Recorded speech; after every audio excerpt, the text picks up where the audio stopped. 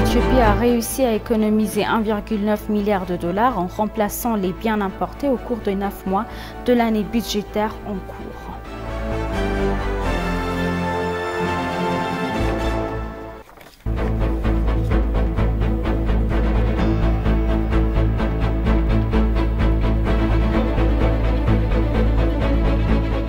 Bienvenue chers téléspectateurs, c'est Aline Taibaro avec le journal du 21 mai. L'examen ministériel trimestriel des performances dirigé par le Premier ministre Abiy Ahmed s'est conclu hier par une présentation du deuxième programme de réforme économique du pays et des orientations fixées par le Premier ministre pour les actions futures. Le processus d'examen de performance a porté sur les performances macroéconomiques et sectorielles globales des 9 derniers mois.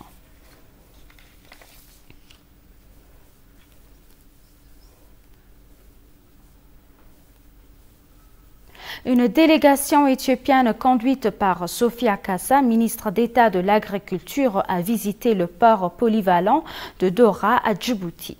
Le but de la visite est d'assister au déchargement de l'engrais urée au port, d'évaluer le processus, d'identifier les défis et d'observer les actions efficaces prises sur le terrain, selon l'ambassade d'Éthiopie à Djibouti.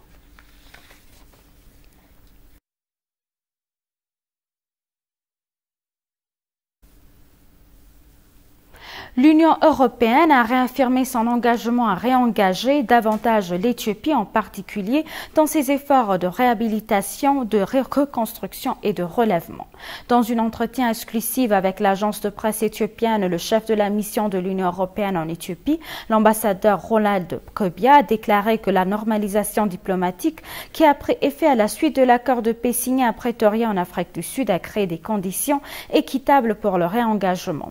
Le chef de la mission de l'Union européenne en Éthiopie, l'ambassadeur Kobia, a déclaré dans une interview exclusive avec l'agence de presse éthiopienne que la conclusion de la guerre dans le nord du pays a conduit à la normalisation des relations entre les deux pays sur le plan diplomatique. Le chef a souligné que l'Éthiopie avait fait des progrès significatifs dans l'adoption d'un large éventail d'ajustements nécessaires pour la structure macroéconomique du pays, la fiscalité, les revenus et le suivi de l'inflation, entre autres. Kobia a souligné que l'Éthiopie a entamé une transformation nationale économiquement appropriée et que toutes ces réformes sont nécessaires pour le soutien de l'Union européenne et aideront l'Éthiopie à se remettre de sa situation économique difficile. À la lumière de cela, Kobia a souligné la nécessité pour l'Union européenne et d'autres partenaires internationaux de fournir une aide efficace au redressement de l'Éthiopie.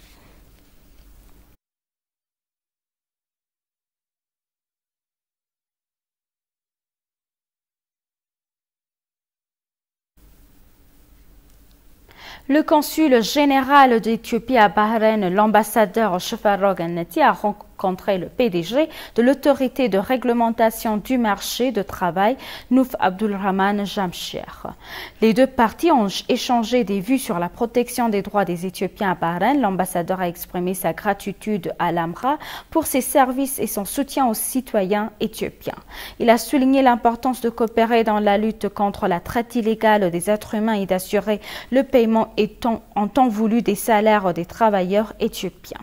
En outre, il a exhorté l'autorité à fournir une assistance aux citoyens éthiopiens victimes de travail forcé et de traite des êtres humains. Le PDG de l'AMRA, Nouf Abdulrahman Jamshir, a pour sa part déclaré que les travailleurs qui avaient été soumis au travail forcé ou la traite illégale des êtres humains seraient autorisés à rester dans des abris et à recevoir l'assistance nécessaire.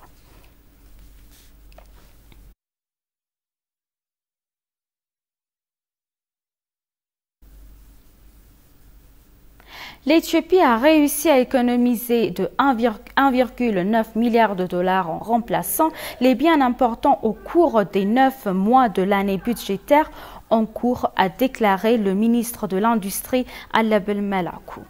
Le rapport de performance du troisième trimestre de l'exercice 2015 est en cours d'évaluation en présence du Premier ministre Abiy Ahmed. Le ministre de l'Industrie, Malakou Alabel, a déclaré que le secteur manufacturier avait augmenté sa capacité de production de 46% à 53% au cours des 9 derniers mois et réalisé 96% du plan. D'autre part, il a mentionné qu'une grâce aux efforts déployés pour réaliser la subsistance des importations de le pays a pu produire des biens d'importation dans les industries manufacturières opérant dans le pays et a pu économiser quelque 1,9 milliard de dollars au cours des 9 mois de l'année budgétaire. Selon lui, certaines de ces industries ont également commencé à exporter certains de ces produits vers les marchés internationaux.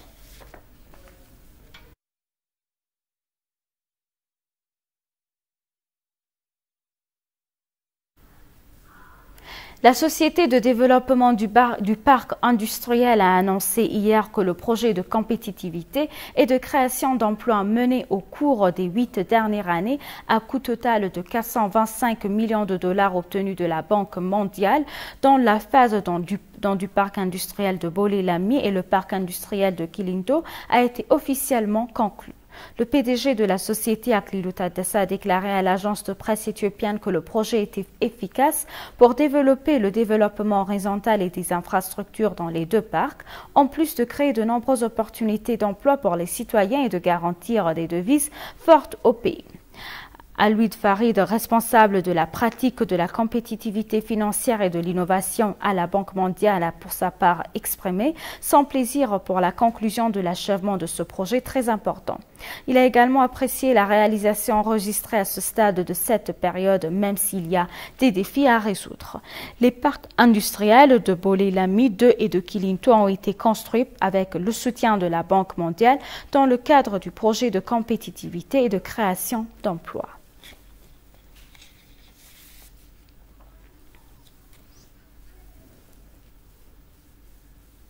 Et pour conclure le journal, la ministre de la Planification et du Développement, Dr Fitsum Assefa, a déclaré que l'économie éthiopienne a résisté aux défis des premières réformes économiques indigènes mises en œuvre au cours des 3 dernières années et a enregistré un taux de croissance moyen de 6,2%.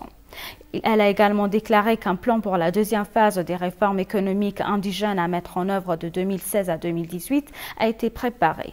L'examen de la performance du gouvernement sur le 9 mois et le 3e trimestre de l'exercice 2015 à calendrier éthiopien a été réalisé en présence du Premier ministre Abiy Ahmed et des ministres.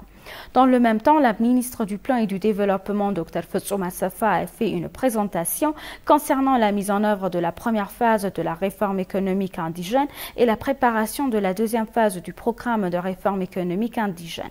Elle a déclaré que le fait que l'Éthiopie soit la 3e plus grande économie d'Afrique subsaharienne, sa population et la construction d'une économie durable et diversifiée créeront un grand potentiel de transition économique. La ministre a souligné que le gouvernement a réussi à mettre en œuvre la première phase du programme de réforme économique indigène qui a été copié du plan directeur de développement décennal au cours des 3 dernières années depuis 2012. La ministre a déclaré qu'après l'achèvement de la mise en œuvre de la première phase du programme de réforme économique indigène, la deuxième phase du plan de réforme économique indigène à mettre en œuvre de 2016 à 2018 a été préparée. Elle a souligné que la mise en œuvre de la réforme économique locale se concentrera sur l'accélération de la transition structurelle de l'économie, l'augmentation des investissements et de l'épargne et la stabilisation de l'inflation et du coût de la vie.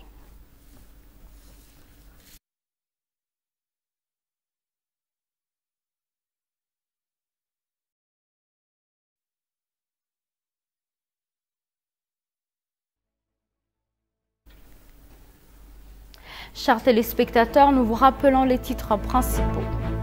L'Union européenne a réaffirmé son engagement à réengager davantage l'Éthiopie, en particulier dans ses efforts de réhabilitation.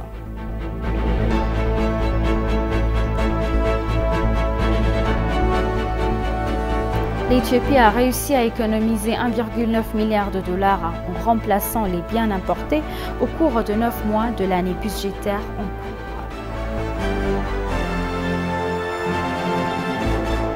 Merci chers téléspectateurs, c'est la fin du journal, c'était Aline Taïbaoulou avec le journal, restez avec nous avec le reste des programmes, bonne journée.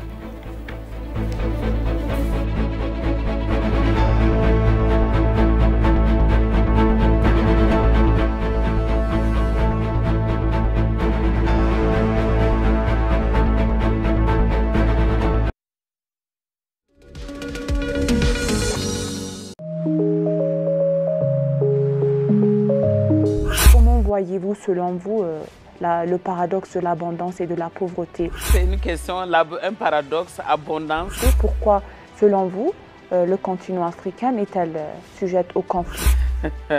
Les conflits, oui, les conflits. Est-ce qu'on peut savoir si on a le pratique des gestions des conflits qui sont autochtones? Si oui, où sont ces enregistrements qui sont positifs? Pouvez-vous encore élaborer cela, s'il vous plaît? Qu'est-ce que vous appelez autochtone? Oui. C'est quoi un conflit autochtone? D'accord. Donc, nous, les Africains, si nous avons la résilience de copier la stratégie en raison de développement social. On a des ressources, vous avez signalé qu'on a des ressources. Sur les questions humanitaires, je vous ai parlé de l'agence. Oui. Nous avons 3 centres. Oui. Sur les questions des migrations. Il y a un centre qui est à Khartoum, un autre centre à Bamako et un centre à Rabat